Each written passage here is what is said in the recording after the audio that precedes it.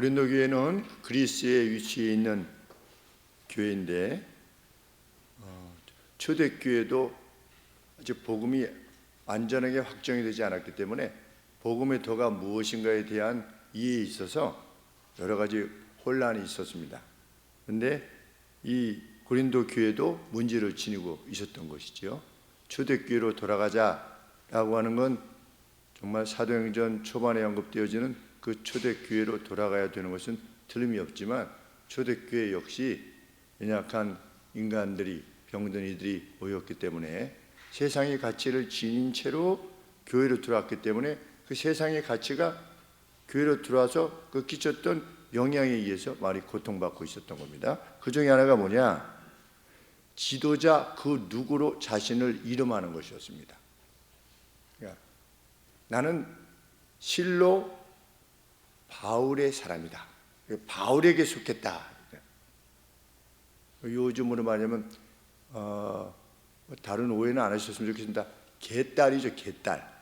저는 개가 독인 줄 알았어요. 독, 그 개인 줄 알았더니 그것이 아니라 개혁의 딸이래요. 좋은 표현이긴 하죠. 그런데 요새 개딸이라고 하는 그 표현을 보면 그 누구를 이렇게 추종하는 그 사람이 뭐 무엇 이렇게 하든 저렇게 하든 그 사람의 것을 이렇게 따라하는 사람들을 일컬어서 이제 개딸이라고 하는 표현들을 쓰는데 교회 내에 그런 일이 발생한 겁니다. 나는 사도 바울의 개딸이다. 너는 사도 바울의 개딸이야?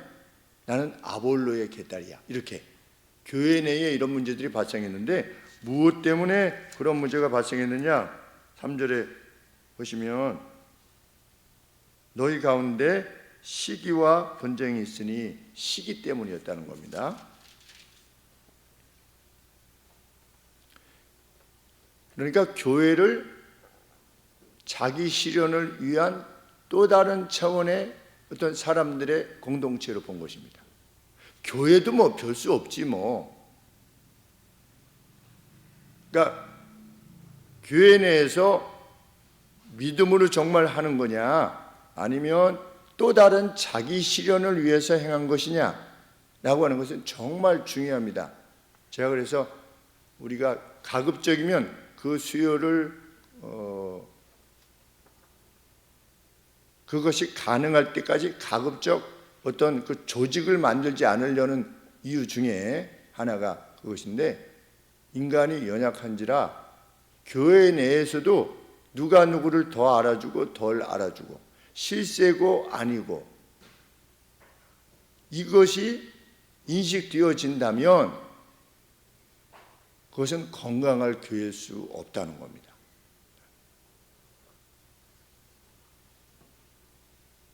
그 누가 나는 10,000명을 목회하는 목사님이 알아주는 사람이야. 이것이 만약에 자랑스러운 일이라면 그것은 고린도 교회의 모습인 겁니다. 가령 어떤 교회가 성도님이 회집이 한 30,000명 모여요. 근데 30,000명 모이는 가운데 목사님이 특별히 그 집사님에 대해서 누구에 대해서 아시는 겁니다. 그래서 목사님께 그 30,000명이 지나갔는데도 그 중에서 알아보시고 목사님 어디 가세요? 지난번에 첫째 아들 그렇게 했는데 어떻게 됐어요? 나 봤지. 우리 담임 목사님이 30,000명이나 되는 이 많은 사람이 있는 가운데 나에 대해서 구체적으로 알 만큼 나는 담임 목사님하고 가까운 사람이야. 만일 이것이 교회의 자랑이 된다면 그거는 고린도 교회나 마찬가지라는 겁니다. 목사가 알아주냐 알아주지 않느냐 그것에 대해서 그리고 다른 사람이 당신은 거기 사람이야. 지금 무슨 교회 다니세요? 그러세요? 라고 하는 것이 자랑의 이유가 된다면 고린도 교회나 다를 바가 없다는 것입니다. 그러면서 뭐라고 표현을 사도 바울이 쓰시냐면 3절 하반절에 보시면 육신에 속하여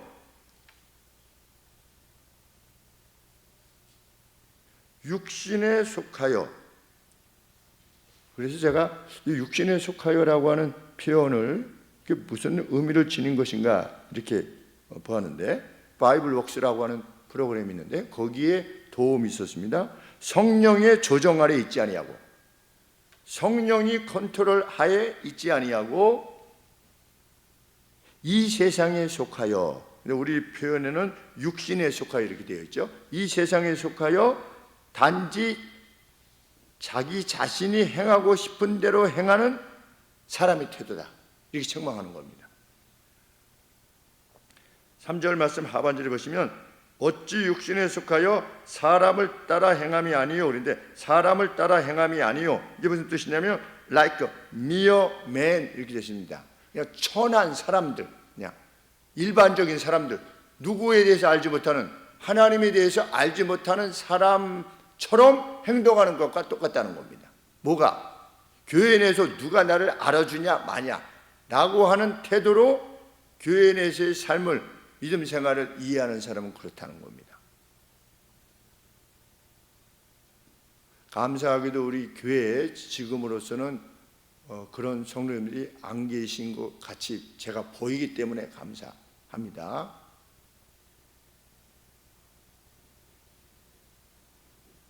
물론 그 거꾸로 되는 것도 있어야 됩니다.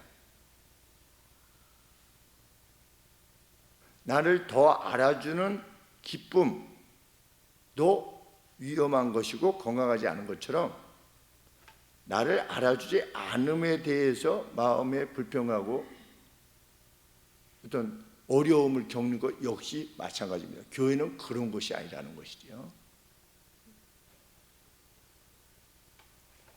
그런데 이 3절에서 사람을 따라 행함이 아니리요 그러면서 어찌 육신에 속하여, 이렇게 되어 있습니다. 너희들이 육신적인 것이 아니냐, 이렇게 말합니다. 그런데 이 육신적이 아니냐라고 하는 말은 매우 두려운 말입니다. 왜냐하면 우리 로마서 8장 7절에 보시면, 우리 수요 정지 기반 하시다가 살피게 되는데, 로마서 8장 7절에 이렇게 말씀하셨죠. 동일한 기록을 쓰신 사도 바울께서 육신의 생각은 너희가 육신적이 아니냐라고 말할 때 바로 그 단어를 사용한 겁니다.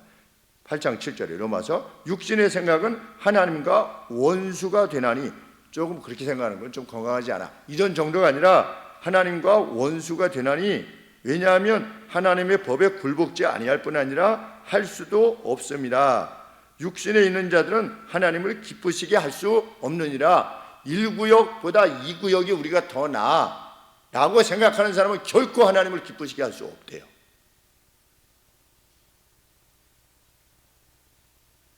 무서운 말씀이지요. 하나님을 섬긴다는 것은 우리 자체 내에서 또 하나의 어떤 자기 실현, 그리고 그 안에서의 만족감, 어떤 성취감, 이것을 위한 것이 결코 아니다라는 것을 명백히 하는 겁니다. 그만큼 교회라고 하는 이 성도들의 연합이라고 하는 이 교회는 세상의 그 어떤 소위 말하는 세상의 공동체와 전혀 차원이 다른 믿음의 공동체라는 것을 알게 합니다.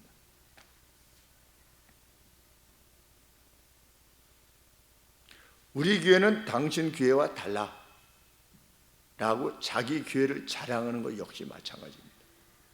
제가 누누이 말씀드리지만 우리 목사님 설교는 달라요, 한번 우리 교회 와보세요, 이렇게 말하는 것은 복음에 대한 이해가 없는 것입니다.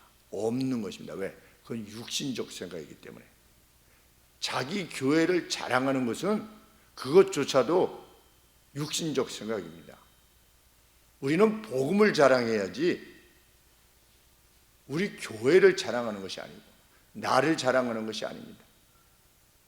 반대로 교회에서 날 알아주지 않는다고 해서 그것이 불편한 이유가 돼도 그것은 마찬가지입니다. 동일한 태도인 겁니다.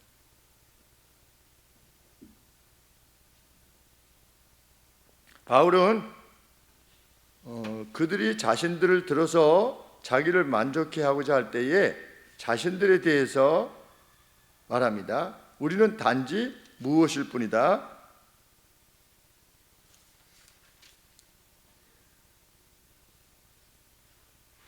9절 말씀해 보시면 우리는 하나님의 동역자이들 뿐입니다. 우리는 우리를 들어서 당신을 높이는 그런 데 쓰는 어떤 매개자가 아니고 하나님을 위해서 복음을 위해 쓰임을 받는 매개자들일 뿐입니다. 우리를 들어서 자기를 높이려고 하는 것은 하나님이 기뻐하시는 바가 아니고 우리가 의도하는 바도 아닙니다. 오늘로 치면 김 목사가 무슨 설교를 잘하네, 사역을 성공했네, 뭐 어떤 이것을 목적하는 것이 아니라 단지 하나님의 복음이 우리 자신들을 통해서 목사들을 통해서 전해지고 믿음이 생겨나게 되는 것, 그것을 위해서 하나님에 의해서 불림을 받아 세워진 존재입니다 라고 자신들에 대해서 밝히는 겁니다. 그것은 사역자들이 별게 아니라 이런 차원의 문제가 아니라 사역자들이라고 하는 것은 무엇이다? 하나님이 믿음을 위해서 쓰시는 존재다.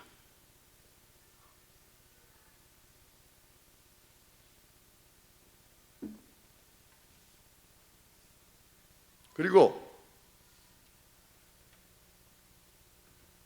자기들이 자랑일 수 없는 이유는 뭐냐? 심고 물 주는 우리들이지만 어떤 사도는 말씀을 심고 어떤 사람은 물 주고 이렇게 하지만 자라나게 하시는 분은 하나님이시기에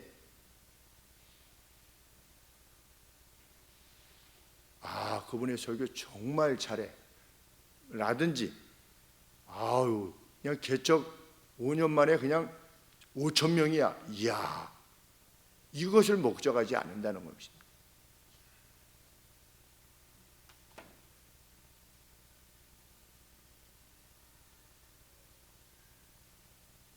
그것이 그냥 교회 내에서의 생활뿐만 아니라 우리의 일상의 삶에서는 또한 어떠합니까?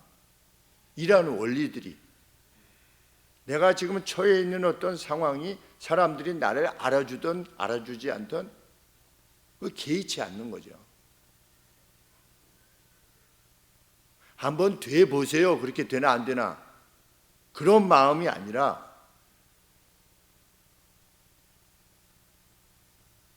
어떤 천한 자리, 세상이 말하는 천한 자리에 있던 아니면 세상이 말하는 존귀한 자리에 있던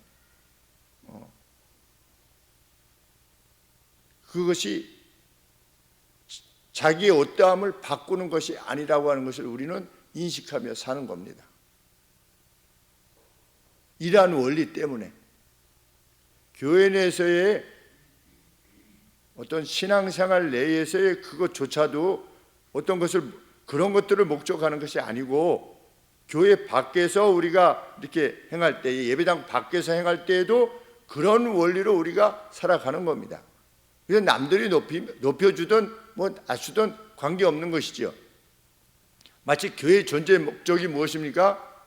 복음을 전하여서 믿음이 생겨나게 하는 겁니다. 그러면 교회 밖에서 우리가 행할 때 그 행함의 총체적 목표가 무엇입니까? 그것도 마찬가지입니다. 우리를 통해서 복음이 전달되는 겁니다. 그래서 그 누구로 하여금 믿음을 가지게 되고 그 믿음을 인해서 영생을 얻도록 하는 것이 최대의 자선이요 최대의 구제이지요. 그 확신을 지닌 무리들이 성도들인 겁니다.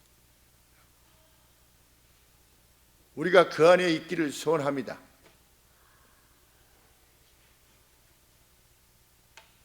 그만큼 하나님을 높이는, 그만큼 믿음이 생겨나게 되어지기를 원하는 이 교회를 통하여, 그리고 내 자신을 통하여 저희 형이 어머니께서 이쪽으로 이사 오시는 문제 때문에 이제 계약하러 왔다가 우리 조카들하고 같이 이야기를 나누는데 기도라고 하는 것에 대해서 우리 윤이 임용고시를 위해서 나는 기도가 우리 조카 붙여달라고 기도가 잘 안 된다. 왜냐하면 그 기도를 하면 어떤 방법으로 너를 붙여줄 수 있겠냐. 근데 사람들은 보통 생각할 때 저는 가령 들어서 합격권에 못 드는데 하나님이 특별한 지혜를 주셔서 합격하게 해주세요.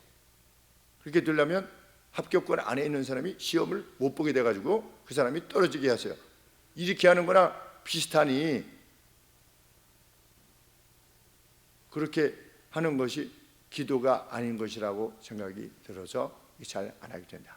그리고 어머니를 위해서 기도할 때도 어머니가 건강하게 해주세요. 물론 이제 그런 기도를 하지만 어떤 식의 기도를 주로 하게 되느냐, 어머니가 기억력이 점점 나빠지셔서 혹시 정말 마지막까지 내가 감당하기에 너무 힘든 상황이 된다 할지라도 하나님, 제가 마지막까지 어머니를 감당할 수 있도록 해 주옵소서 라고 기도하게 된다. 이런 말을 들었을 때 제 마음에, 그래, 그게 기도 맞다. 성경에 하나님의 뜻에 내 자신을 일치시키는, 내 부모를 공경하라 라고 했을 때 우리 어머니 잘 되게 해주세요, 하나님한테만 다 맡기는 이런 방식이 아니라 하나님께서는 우리가 어머니를 잘 섬기는, 부모님을 잘 섬기는 구체적인 일을 위해서 하나님 앞에 기도하고 그것을 이룰 수 있도록 용기와 의지를 달라고 기도하는 것. 그러면 복음도 어떠합니까? 하나님, 저희 교회가 이렇게 해서 해주세요. 이렇게 한다면 그냥 하나님이 알아서 해주세요, 이것이 아니라 하나님, 우리 교회에 하나님을 알지 못하는 이들이 와서 믿음을 가지고 영생을 얻게 해주세요. 남들이 하는 것 가지고 하게 해주세요가 아니라 내가 그 일을 위해서 어떻게 해야 될까요? 하나님, 저에게 가르쳐 주세요. 그리고 그 누구에게 복음을 전할 수 있는, 입으로 전해야만 되는 거니까. 근데 나는 입으로 전하지 않고 그냥 우리 교회에 부흥해 주세요, 이건 안 된다는 거죠. 정말 기도는 예수님께서 세상을 구원하시기 위하여서 저는 이 길 가기 너무 힘이 듭니다. 하나님, 모든 것이 가능하신 하나님, 이 방법 외에도 다른 방법이 있다면 제가 이것을 지지 않도록 해주세요, 이 십자가를. 그러나 주의 뜻대로 해주세요 라고 하면서 어떻게 하신 겁니까? 남에게 십자가를 떠미시는 것이 아니라 자신이 지고 가셨잖아요. 그것처럼 복음도 마찬가지죠. 교회의 존재 목적이 무엇이냐? 믿음을 지니게 하는 것이다. 그래서 교회가 세워진 것이다. 그런데 그것이 교회의 본질이요 존재 목적인데 그 누가 들어와서 나는 바울 편이야, 나는 아볼로 편이야, 나는 게바 편이야, 이렇게 말한다고 하는 것은 전혀 본질을 알지 못하는 육신적인 생각, 세상적인 생각이라는 것입니다. 나는 그리스도에게 속했다라고 하는 사람도 있는데, 그것도 문제가 되는 것은 그리스도는 그 누구 교회 내의 어떤 일부에 의해서 배타적으로 높임을 받아야 되는 그러한 분이 아니시기 때문이지. 나는 게바, 너는 바울이냐, 나는 그리스도다, 이렇게 할 수 없는 분이 그리스도시기 때문에.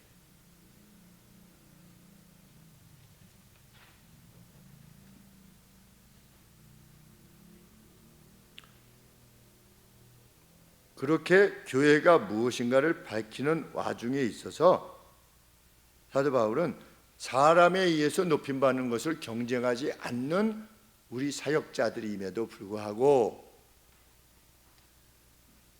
사도 바울이 기대하고 있는 바가 있다라고 하는 것을 드러냅니다. 미스테리를 드러냅니다. 그건 뭐냐? 사람으로부터가 아닌 하나님으로부터의 보상입니다. 성경은 하나님으로부터 우리가 행한 바에 따라 하나님으로부터의 보상이 반드시 있을 것을 말씀하십니다. 그래서 하나님의 약속이고 주님의 약속입니다. 그런데 그것은 배타적인 경쟁이 아닌 겁니다.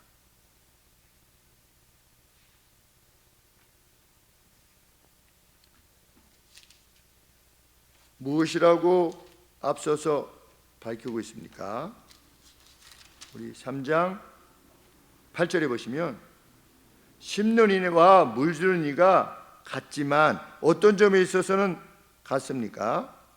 같다라고 하는데 원이라고 그랬습니다. 원. 심는 이와 물 주는 이가 하나예요. 어떤 그 배타적인 높임을 받는 그러한 이들일 수 없다는 겁니다. 우리는 다 하나라는 겁니다. 1구역, 2구역, 3구역 다 하나라는 겁니다. 성가대팀, 설거지팀, 교회 청소팀 다 하나라는 겁니다. 어느 역할이 더 소중하고 아니고가 아니라는 것이죠. 그런데 일반이지만 하나지만 어떻게 할 거다? 각각 자기의 일하는 대로 자기의 보상을 받을 것이다. 이것이 성경이 명확히 하는 말씀입니다.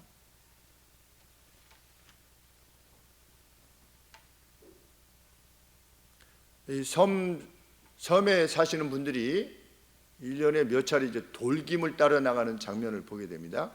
이제 섬 주변에 있는 그 바위에 이제 여기 자신들이 살고 있는 섬이 있고 또 이제 작은 섬이 있는데 물이 이렇게 오르락 내리락 이렇게 하는 이러한 돌섬 같은 데가 있으면 거기에 이제 자연산 미역이 이제 붙어 있게 되니까 그것을 따라가는데 1년에 이제 몇 차례 따라가게 되나 봅니다. 따라가게 될 때 가서 어떻게 되면 일정 시간 동안 그 돌김을 땁니다. 돌김을 따는데 많이 따는 사람이 있고 적게 따는 사람이 있어요. 자기의 어떤 그 능력에 따라서 이렇게 드는데 나중에 이제 그 배에 실을 때 그리고 나중에 이제 그 중개상인이 와가지고 그 미역을 이렇게 사가지고 이렇게 잴 때 그 누구도 시기하거나 불평하거나 질투하지 않죠.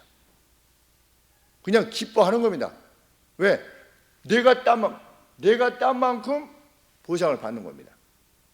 그렇기 때문에 왜 당신은 많이 땄어? 이렇게 하지 않고 왜 당신은 돈을 많이 버는 거야? 이렇게 하지 않습니다. 나는 내 몫에 만족하고 기뻐하는 겁니다. 그래서 다 환하게 웃지요. 천국에서의 보상이라고 하는 건 그렇게 될 것이다. 각각 자기의 상급을 받게 될 거다. 거기에 뭐 우열이 있다 이것이 아니라 우리가 행한 것에 대해서 반드시 갚음이 있게 될 것이다.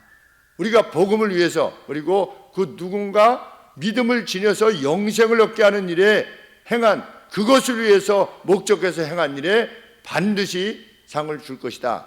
그런데 그것은 무엇과 다르다? 나는 바울 편이야 라고 해서 얻어지는 성취감, 만족감 이것과는 전혀 다른 차원의 보상이 될 거라는 겁니다. 우리는 이 땅에서의 보상을 원하여 믿음 생활을 하는 것이 아니라는 것이죠.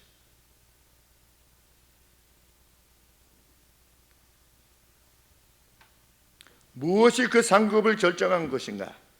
시상 우리 각각이 관심해야 될 내용입니다. 왜냐하면 성경에 각각 받게 될 것이라고 밝히고 있기 때문에. 아니 나는 상급 필요 없어. 그 사람도 하나님의 말씀을 모르는 겁니다. 나는 직분 필요 없어.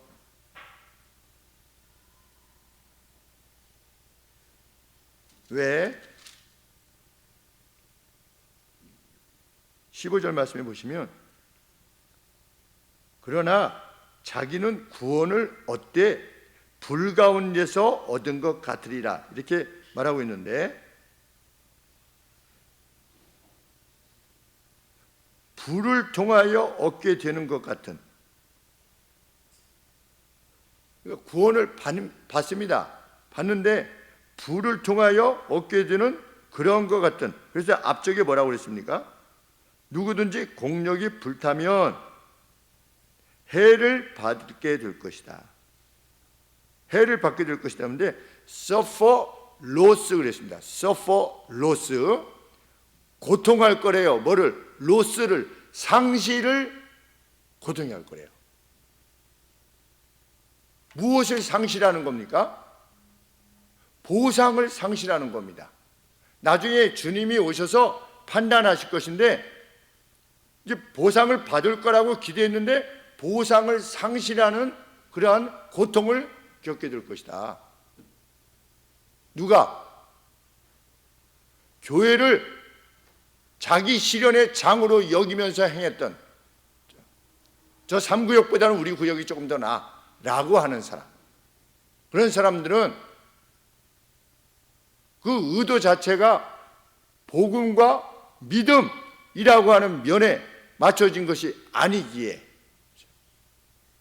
훗날 주님께서 심판하시는 날 구원을 얻을 것이나 불을 통하여 얻게 되는 것 같은 그래서 상실을 고통해야 하는 그러한 구원을 얻게 될 것이다. 그런데 그러면 천국 간다는 게 슬픈 얘기라는 것이냐? 그것이 아니라 천국에서 뭐 기쁨만 있지 무슨 슬픔이 거기 있겠습니까? 그러나 그만큼 천국에서 받게 되는 리월드가 보상이라고 하는 것이 우리가 생각할 수 없는 차원의 그 어떤 것이라는 겁니다. 그렇지 않겠습니까? 왜? 영원히 죽어가는 사람을 살리는 거니까. 믿음 생활을 함에 있어서 전도도 하고 뭐도 하고 이런 모든 것들이, 찬양도 하고 이런 것들이 정말 그 누구를 살리기 위한, 그 누구에게 믿음을 주기 위한 노력이 아니고 나의 그 어떠함을, 만족감을 느끼고 성취감을 느끼기 위해서 행한 것이라면 어떻게 될 것이다? 다 불타워져 없어지게 될 것이다. 그래서 자기에게 뭐가 받게 될 것이라고 약속되어진 그 리월드가 상실될 것이다. 그러한 고통을 겪게 될 것이다. 그러니까 실상은 고통을 겪는 것이 아닌 거지요. 그런데 그 받게 될,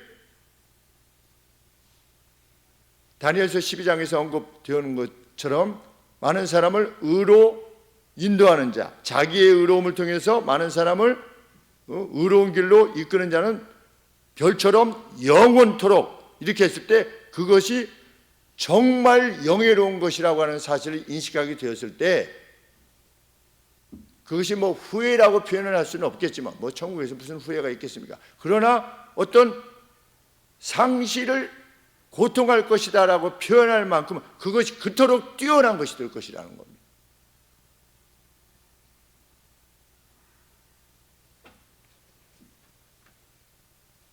우리는 그것을 준비하며 매일매일을 사는 겁니다. 성경 말씀에 의하면 우리는 거기까지가 우리의 믿음입니다. 바울은 자신이 세웠다고 합니다. 뭐를? 10절 말씀에 내게 주신 하나님의 은혜를 따라 내가 지혜로운 건축자와 같이 장인처럼 잘 세웠어요. 털을 닦아두었어요. 기초를 닦아두었어요. 그래서 다른 사람들이 그 위에다가 이제 세우는 겁니다. 기초가 먼저 있은 다음에 거기다가 이제 세우지 않습니까? 그것처럼 교회가 지금 세워져 가고 있다는 겁니다. 그런데 각각 어떻게 그 위에 세우기를 매우 주의하라는 겁니다. 왜? 나중에 보상이 있을 거니까. 예수 그리스도라고 하는 기초를 사도 바울이 놓았어요. 그 다음에 이제 교회에 들어와서 믿음 생활하는 사람들이 있게 될 거예요.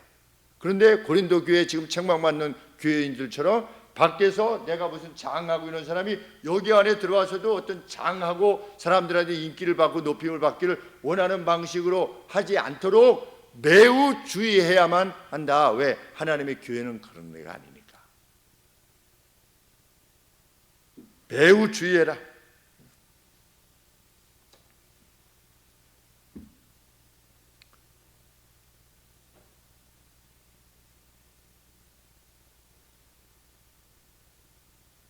(12절) 말씀에 누구든지 금이나 은이나 보석이나 나무나 풀이나 집으로 이 터 위에 세우면 각각 워크, 자기가 행한 바가 그날에 반드시 나타날 것이다. 교회 안에 속해서, 자, 몇 년 됐습니까? 교회가 2000년 됐죠. 그죠? 2020, 예수님이 33살에 이렇게 하셨으니까 좀 얼핏 여하간에 2000년입니다. 그렇죠? 사도 바울이 여기를 기초를 세우고 뭐 60년, 50년 이 뒤로 세우고 그 뒤에 2000년간 교회가, 하나님의 교회가 세워져 가는 겁니다. 집을, 하나님의 집을 같이 세워. 나중에 이제 완성이 되겠죠. 완성이 될 때 뭘로? 12절에 금, 은, 보석, 내부 이제 인테리어 하기 위해서 이런 걸 사용하겠죠. 또 나무도 사용되겠죠. 이 기둥을 세우고 뭐 이러려면. 그다음에 이거 풀은 뭐냐면 그때 당시에도 이 벽에다가 보온을 위해서 그 안에다가 벼짓 같은 걸 이렇게 넣었대요. 그것도 다 사용하는 거죠. 그다음에 집은 뭐냐면 이 지붕 위에다가 무슨 옥수수 잎새 같은, 옥수수 이제 대 같은 거를 이게 지붕을 이렇게 덮어가지고 뭘 했나 보지요. 그러니까 각각 하나님의 이 예수 그리스도라고 하는 더 위에 교회가 세워져 가는데 나름대로 다 이 주의 나라를 위해서 세우기 위해서 힘쓰는 거죠. 그런데 나중에 어떻게 될 거다? 주님께서 오셔서 각 사람이 행한 바에 대한 퀄리티, 그 어떤 질적인 내용이 어떤 것이었는가들을 확연히 보여주게 될 날이 반드시 도래할 거다. 이게 심판이죠. 그래서 각 사람의 행한 바가 선명히 드러나게 될 것이다. 그때 누군가의 열심히 자기 존재 증명 같은,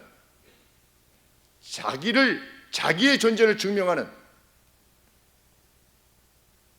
그러한 태도에 의해서 이루어진다면 그는 모든 것을 다 잃어버릴 것이다.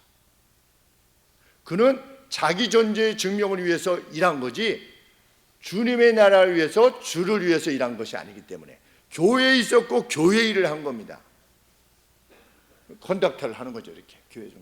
제가 전에 누누이 말씀드렸듯이 강남 온누리 교회 옆에 어떤 교회에, 큰 교회에 성가대 지휘자가 이 성가 오케스트라 단원들을 자꾸만 불러다가 술을 먹여가지고서, 그 다음날이 주일인데 술을 먹여가지고서 제발 술 좀 그만 먹이게 해주세요, 목사님 좀 얘기 좀 해줘가지고, 그러면 이 사람은 평생 교회에서 성가대 컨덕터를 한 겁니다. 맨 마지막에 쫙 이모는 막 할렐루야 박수 이렇게 해서 와 이렇게 해요. 어디 교수예요 가령. 그러나 그날 그것이 누구를 위한 이거였냐는 거예요. 누구를 위한? 그건 너 자신을 위한 게 아니냐. 그래서 예수님께서 뭐라고 말씀하셨습니까? 너희들이 무엇을 할 때 은밀하게 해라. 왜? 하나님을 위해서 하는 것이며. 그리고 여기서 다 칭찬, 명예 다 받으면 하나님 나라에 받을 게 없다고 그러시지 않습니까? 보상이 없다. 왜? 그가 목적하는 바는 사람들로부터의 칭찬이니까.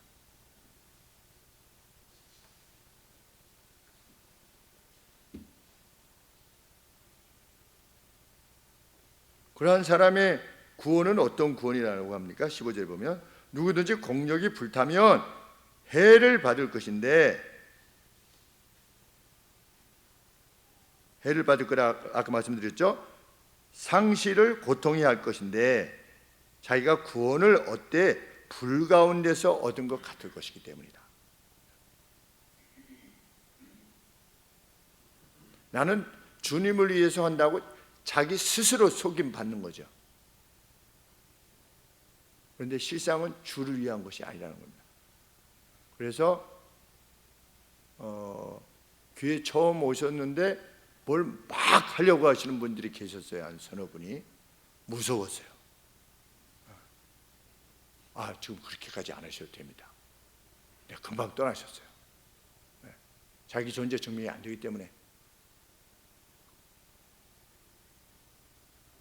우리 그렇게 느끼지 않습니까? 어렸을 때부터 믿음 생활을 할 때 보면 쟤는 교회 왜 나오나? 재미도 하나도 없을 텐데 저는 뭐 때문에 교회를 나오나? 그런데 반면에 뭐 성가대 그리고 또 무슨 뭐 학생회 이런 뭐 열심히 하던 아이들, 근데 이 아이들 나중에 보면 교회에 없어요. 그러니까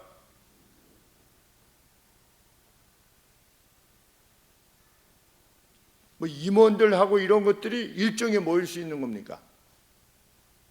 무슨 문학의 밤 이러고, 어렸을 때 우리 문학의 밤 같은 거 했으니까 친구 초청 무슨 잔치 이런 거 하고 나면 그걸 다 마치고 나면 아주 성취감도 있고 막 기쁜데 그런 아이들이 없어요. 가령 예를 들면. 그런데 그때 무슨 재미로 교회를 다니냐? 이런 아이들은 오히려 교회에 그냥 계속 여전히 있어요. 지금 사도 바울이 언급하는 바가 그런 것입니다. 복음의 활동을 위해서, 복음의 활동이죠. 복음의 활동을 위해서 행하는 바가 정말 주님을 위한 것으로 인식되어지는 그 믿음이야말로 성령의 컨트롤을 받는 믿음이다. 그는 남이 보든 안 보든 관계없는 겁니다. 남이 인정해 주든 아니든, 교회 아니든 교회 바뀌든 관계없지요. 나는 주님을 위해서 정말 살 것이기 때문에 나의 결정은 주님을 위한 결정이고 나의 행동은 주님을 위한 그 복음의 확장을 위한 그 누구로 하여금 믿음을 지니게 하기 위한 행동이기 때문에, 활동이기 때문에 관계치 않는 겁니다.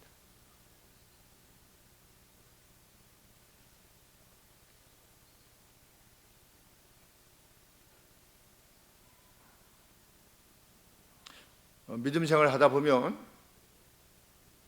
자기를 높이고자 하여서 일을 열심히 하는 사람도 문제가 되는 것이 뿐만 아니라 교회의 실망했다라고 하면서 뒤로 물러나는 사람들도 마찬가지입니다.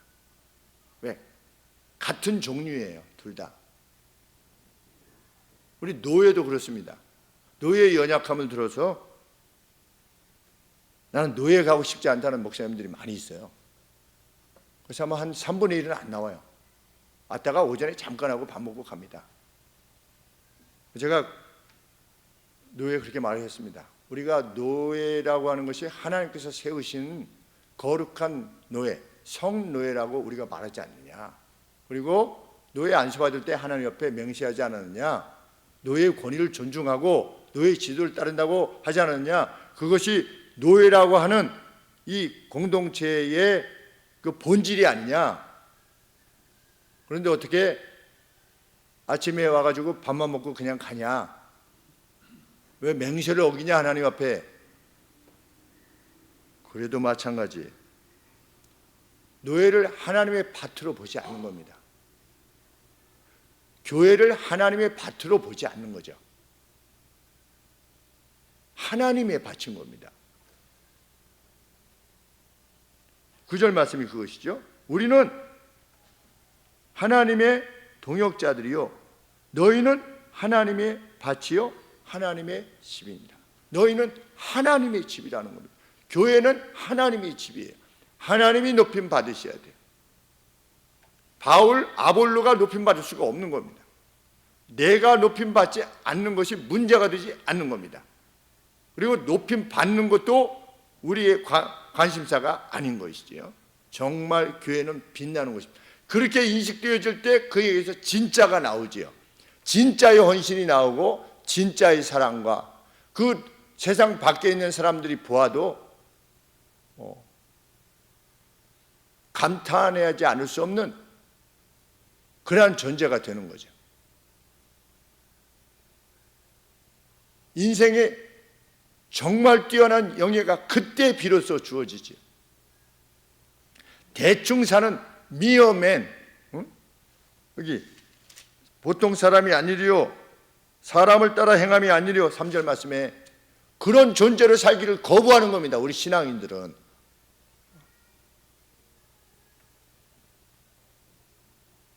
쓰면 뱉고 달면 삼키는 그러한 인생, 그런 삶을 살지 않는 것입니다.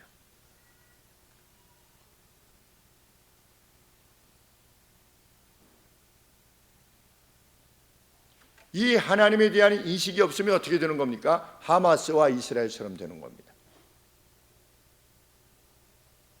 하마스는 인지를 들여다가 또 그 하마스가 쳐들어와 가지고서 죽였지요.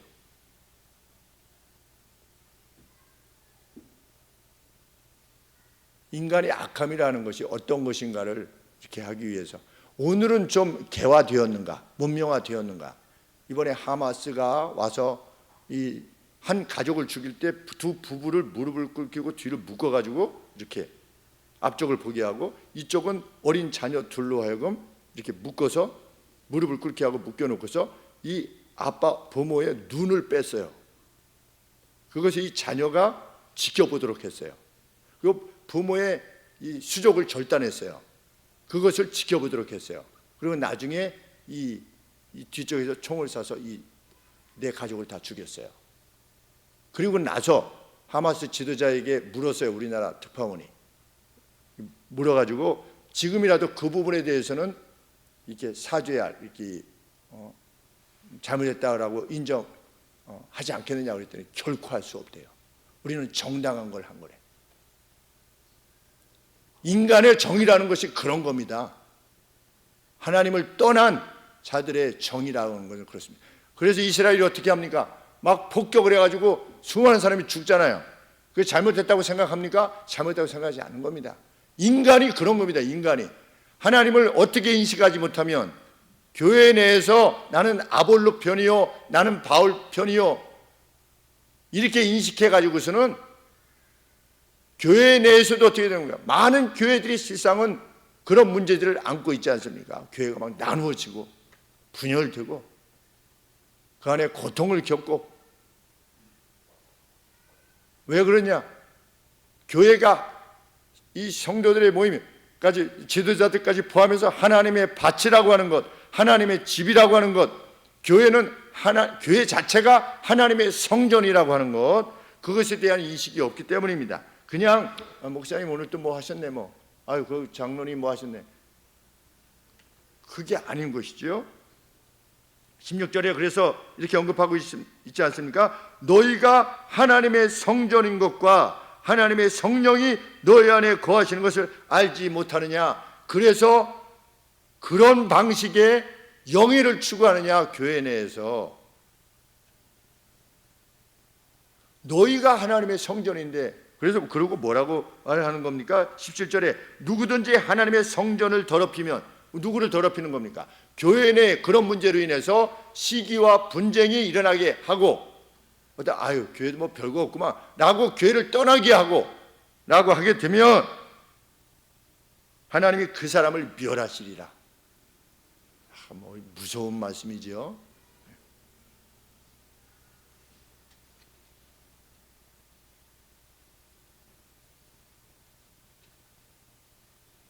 교회나 노예를 하나님의 밭으로 인식하는 사람, 그 사람을 하나님께서 원하시는 것입니다. 그렇지 않으면 그는 여전히 육신에 속한 사람일 뿐이다. 그 사람이 왜 목사 일을 행했는가? 그 사람이 왜 직분을 위했고 왜 그 사람이 직분을 원치 않았는가? 그날 다 선명하게 드러나게 될 것이다. 우리는 저 같은 경우도 이런 말씀 들으면 정말 기쁩니다. 무서운 게 아니라 기쁘지요. 왜?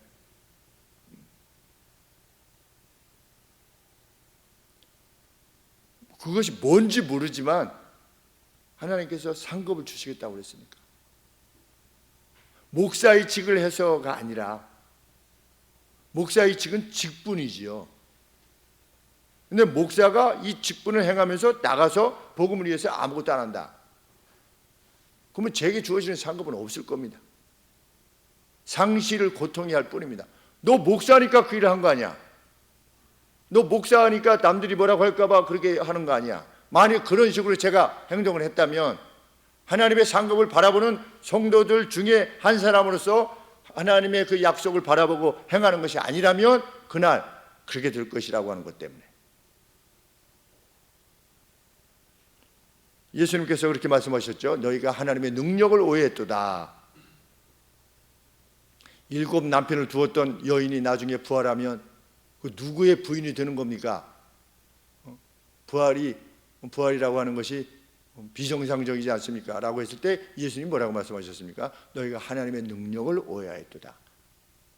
그 말씀에 비춰보면 하나님께서 우리에게 보상하시겠다고 했을 때 난 보상 뭐 그런 것까지는 필요 없어 라고 말하는 것이 얼마나 하나님의 말씀을 거부하는 태도인가를 알게 되는 겁니다. 나는 그 날을 위해서 그 하나님께서 약속하신, 주님이 약속하신 그 보상이라는 것이 얼마나 선하고 영광스럽고 영예스러운 것인가를 그렇게도 말씀하시는 말씀에 비춰서 나는 그런 거 필요 없고 그냥 라고 하는 것이 어떤 생각이다? 육신적 생각이다 속하였다. 아직 예수님이 천국에 대해서 뭐라고 비유하셨습니까? 천국은 마치 어떤 사람이 일을 하다가 이렇게 곡괭이를 이렇게 하다가 노동자가 보물단지를 발견해가지고 그 땅 주인이 그 갖도록 소유되어 있기 때문에 가서 어떻게 하는 사람이다?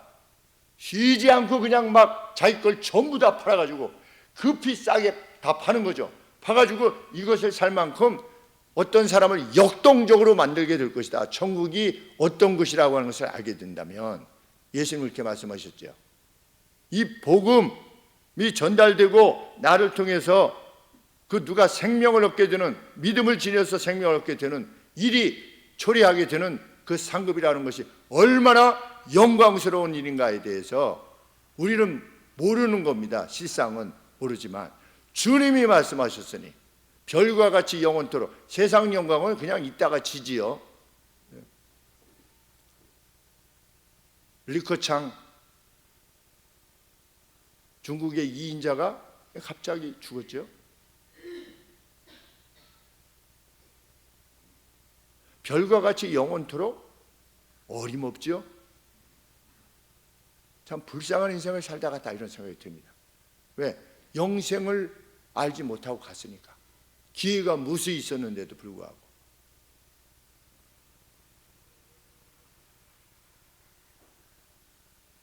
주님이 오시는 날 우리는 우리가 교회에서 행한 바에 대해서, 이 그리스도의 터 위에 세운 바에 대해서 불로 테스트 하시듯이 테스트하실 것이라 말씀하십니다. 그리고 그가 행한 바가 남아있게 되면, 달리 말하면 그가 행했던 것이 예수 그리스도를 위한 것이었다면 그가 보상을 받을 것이지만, 그가 행한 바가 남아있지 않는다면, 달리 말하면 그가 행함으로 목적했던 것이 세상 내에서의 그 어떤 것이었다면 구원은 받을 것이나, 구원을 통해 얻어진 것은 상실을, 받아야 될 것을 받을 수도 있었던 것을 상실하는 그 고통과 함께 받게 되는 구원이 되어질 것이다. 이렇게까지 말씀하고 있는 겁니다. 그런데 우리는 1차적으로 우리가 죽으면 이제 벌써 1차적인 심판이 있겠죠. 얼마나 남은 겁니까? 뭐 20년, 30년 요거밖에 안 남은 겁니다. 뭐 멀리 있는 게 아닙니다. 이 내용이 실현될 것이 1000년 만년 일이 뒤에 이루어지는 게 아니라 우리가 1차적으로 주님을 만나러 먼저 가겠죠. 그러면 1차적 심판이 이미 이루어지겠죠. 낙원에 가 있든지 뭐 영이 지옥에 가 있든지 어떤 방식으로. 그런데 얼마 남지 않은 겁니다. 그래서 그 얼마 남지 않은 생애를 이 일을 위해서 사용하는 것이야말로 상급을 준비하는 것이다 라고 하는 것을 계시의 말씀으로 우리에게 남겨주셔서 우리로 하여금 이것을 행하도록 하게 하시는 겁니다.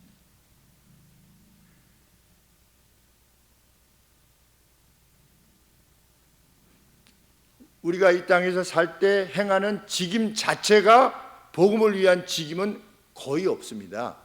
IT 업자가, IT 엔지니어가 직장 생활하면서 무슨 복음과 직접 하겠습니까? CEO에서 이렇게 일 보시는 분이 어떻게 복음을 할 수 있으며, 그리고 불도저 하시는 분이 어떻게 복음을 할 수 있으며, 다 마찬가지. 직임 자체가 복음을 전달하거나 누구로 하여금 믿음을 가지게 할 수는 없습니다. 직임 자체가. 그런데 우리는 하나님께서 우리를 보내신 그곳에서, 교회에서 이런 태도로 우리가 믿음 생활을 하는 가운데 우리가 보냄을 받은 그곳에서 마치 사도 바울이 이렇게 텐트를 기움는, 고쳐주는, 수선하는 그 일을 하면서 복음을 전했듯이 우리는 엔지니어로 일을 하면서, 불도저를 하면서, 차량을 운전하면서 주의 복음을 전하는 것이죠. 남들이 보기에는 이 차량 운전하고 불도저하고 엔지니어고 이것이 관심 없이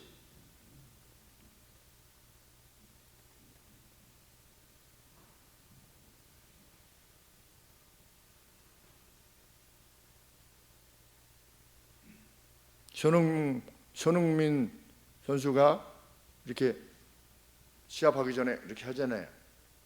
그죠? 그래서 하나님 옆에 기도하는 줄 알았는데 아니라고 그랬잖아요. 그냥 한다고. 그러니까 아버지는 교회 집사님이신데 이렇게 해서 연속골 영원히 남을 누가요?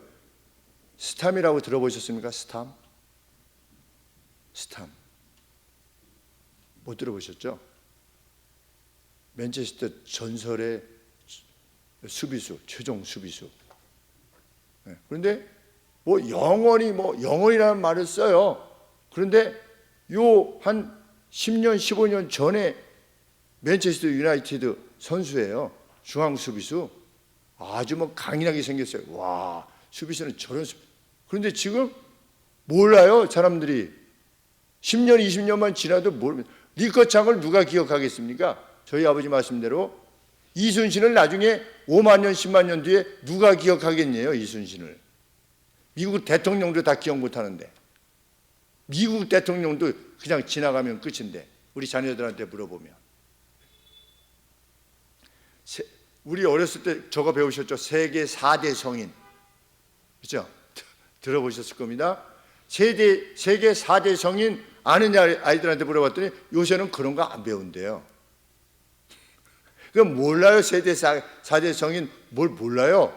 그냥 조금만 지나가면 한 세대만 가면 끝이에요. 그런데 성경은 뭘 약속합니까? 너희의 보상은 별처럼 영원토록 되어질 거다.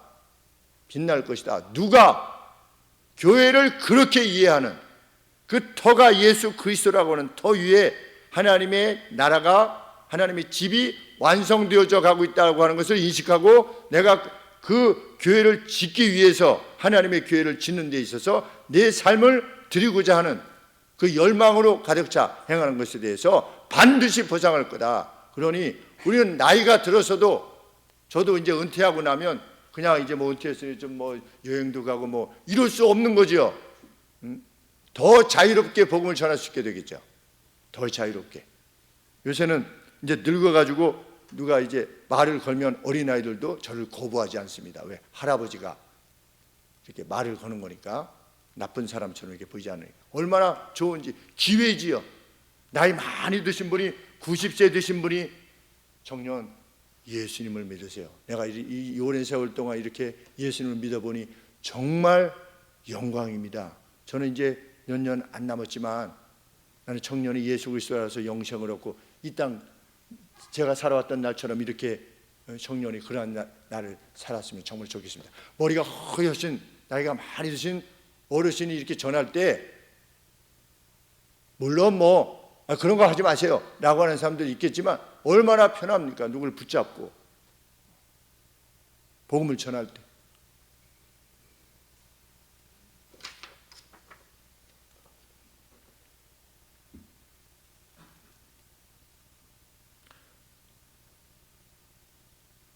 우리가 주께로 행한 일을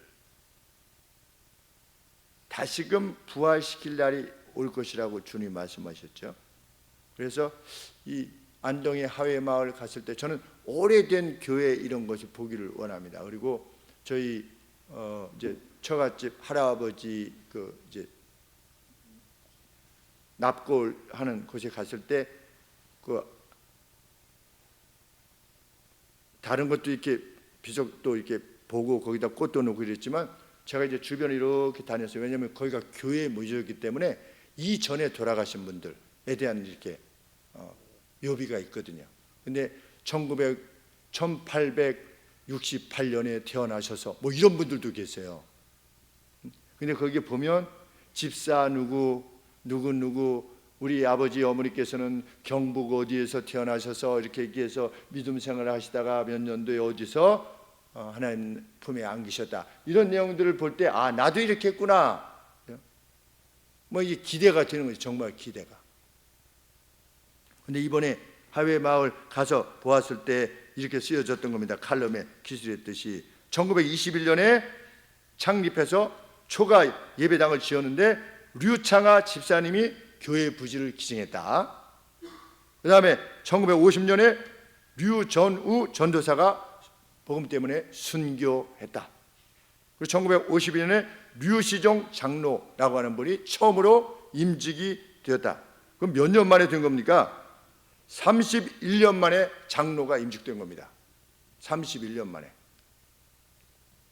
그리고 그 바로 옆에 있던 복음의 종 복음종이라고 하는 교회 종에 대해서 이렇게 기록되어 있죠. 이 복음종은 하회교회 역사와 함께 시작된 종이다. 100년 된 거죠. 제일 마지막에 일제강점기에는 초대 장로였던 류시정 장로가 이 종을 땅에 묻어두어 일본군에게 수탈당할 위기를 넘겼다. 복음종을 여기에 보존하는 이유는 다음 세대의 신앙 유산으로 남기고 마을의 복음화와 세계 선교를 위한 영혼의 울림이 되기를 바랍니다. 썼는데 다 성씨가 뭡니까? 류씨예요. 류장하 집사님, 류전우 전도사, 류시종 장로. 참, 그 온 가정이, 그 한 가정이 하나님 나라를 위해서 어떻게 쓰임을 받았는가를 그냥 생각나게 하는, 하나님 우리 주께서 다시 오실 때 이 가정이 받게 될 영광은 우린 다 박수치겠죠. 정말 그 수고와 헌신에 의해서 우리가 오늘 복음을 받게 된 것은 앞선 이들의 이 복음을 위한 열망, 이렇게 순교를 당하고 그 누군가 자기 땅을 내어놓고 이러한 순교와 헌신을 통하여 오늘 우리가 있게 되었는데, 그들은 불타지 않겠지요. 순교의 공력이 불탈 수 있겠습니까? 내가 사람들한테 뭔가를 보이기 위해서 순교하겠습니까? 그렇게 못하지. 내가 사람들에게 보이기 위해서 내 땅을 내어놓겠어? 그런 분 거의 못 봤습니다. 지금도 못 보죠. 없는 것입니다. 일어나겠죠. 그들이 일어나서 그 상급을 받겠죠.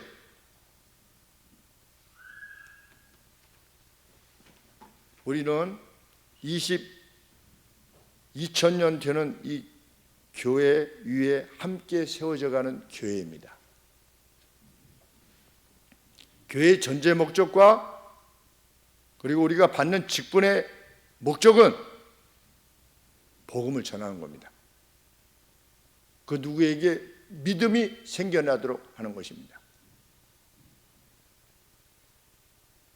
가난할 때나 부할 때,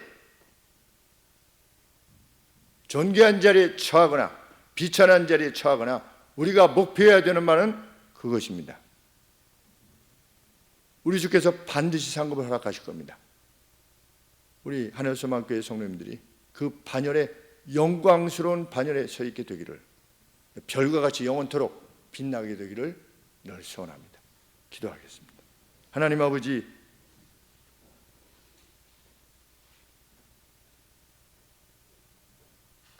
단지 건강한 교회가 아니라 하나님의 전이요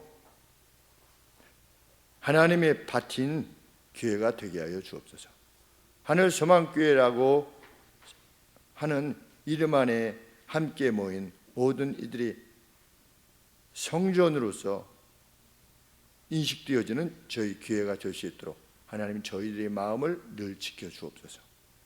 그리고 하나님께서 이 교회를 통하여 맡기시는 일에 돌김을 따듯이 우리 각각이 자유롭게 그리고 성실하게 힘을 다할 수 있도록 도와주시옵소서. 중간에 사람이 알아주지 않아도 개의치 않고 나아가게 하여 주시고,